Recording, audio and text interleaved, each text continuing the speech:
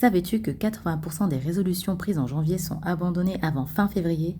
Et si la rentrée, avec l'arrivée de l'automne, était en réalité le moment le plus puissant pour transformer sa vie? En septembre, l'été prend fin et l'automne s'installe doucement. À cette période, je ressens souvent une baisse d'énergie et même un peu de mélancolie en voyant la saison estivale plier bagages.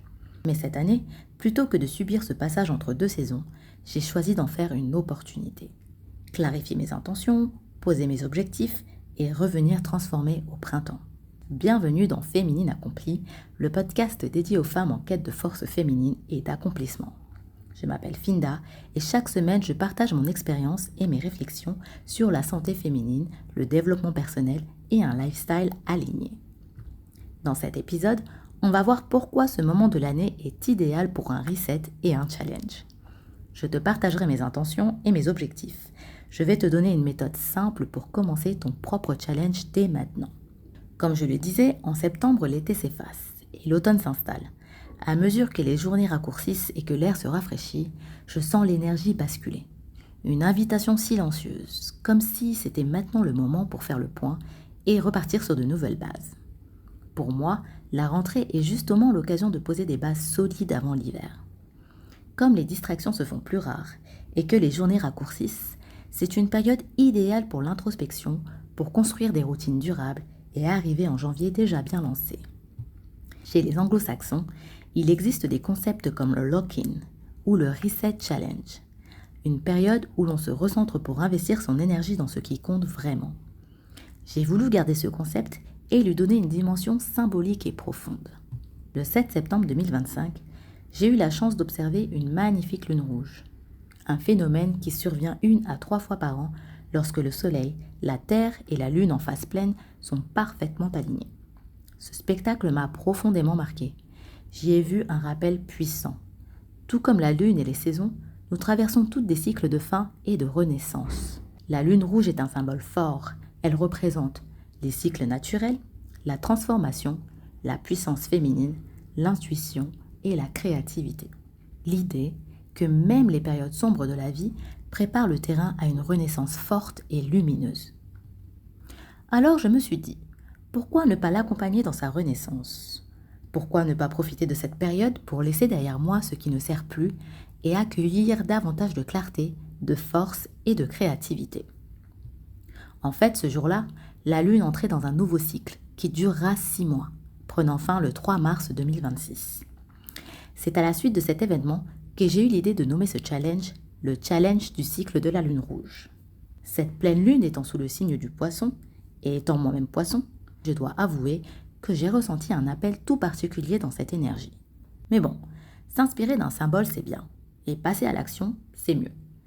Pour rendre ce challenge concret, je commence par poser des intentions claires et des objectifs alignés. Laisse-moi te partager ma démarche. Avant de fixer mes objectifs, j'ai pris un moment au calme, sans distraction, et je me suis posé 3 questions. Qu'est-ce qui n'a plus sa place dans ma vie? Que ce soit des habitudes, des pensées, des engagements inutiles, car l'idée de renonciation a une part très importante pour se réinventer. La deuxième question que je me suis posée, c'est qu'est-ce que j'ai envie de faire grandir dans ma vie? Des projets, des compétences, des relations, afin de nourrir ce qui compte vraiment pour moi. La troisième question que je me suis posée, c'est quelle version de moi je veux retrouver ou révéler d'ici le printemps pour avancer vers une version plus alignée et épanouie de moi-même. C'est en répondant à ces questions que j'ai défini mes 4 intentions pour le cycle de la lune rouge. 1. Développer ma chaîne YouTube et lancer ce podcast. 2. Instaurer des routines bien-être en lien avec la santé féminine. 3. Me remettre en forme physiquement pour la prochaine saison estivale. 4. Apprendre l'italien, mon petit défi perso. Si toi aussi tu as envie de te lancer, partage en commentaire ce que tu aimerais travailler pendant ton challenge du cycle de la lune rouge. Comme ça, on pourra se soutenir mutuellement et avancer ensemble. Et pour que ce challenge devienne concret dès maintenant, je te propose de partir de tes intentions et de définir tes objectifs en appliquant la méthode SMART. SMART, c'est 5 lettres. S comme spécifique. Tu définis clairement ce que tu veux accomplir. M comme mesurable. Tu choisis quelque chose que tu peux suivre ou compter. A comme atteignable. Adapte ton objectif à ta réalité pour le rendre réalisable. R comme relatif / pertinent.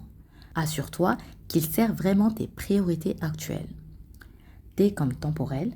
Fixe-toi un délai précis pour rester motivé. Par exemple, prenons ma première intention, développer ma chaîne YouTube et lancer ce podcast. Pour que cet objectif soit spécifique, je vais publier une vidéo YouTube par semaine et mettre en ligne le premier épisode du podcast Féminine accomplie d'ici fin septembre 2025. Mesurable, je vais atteindre 1000 abonnés YouTube et 10 épisodes publiés d'ici fin décembre. Atteignable, je vais planifier 2 sessions hebdomadaires pour enregistrer et monter le podcast. Pertinent, tous ces contenus soutiendront mon positionnement ainsi que mes différents piliers et construiront ma communauté sur le long terme. Temporel, c'est un objectif à réaliser entre septembre et décembre 2025. Mon conseil, concentre-toi sur un seul objectif SMART par mois. Puis, ajoute-en d'autres au fur et à mesure que tes bases et tes routines s'installent. Ne laissons pas l'automne filer comme une saison de plus. Saisissons ensemble cette opportunité pour semer dès maintenant les graines de notre transformation.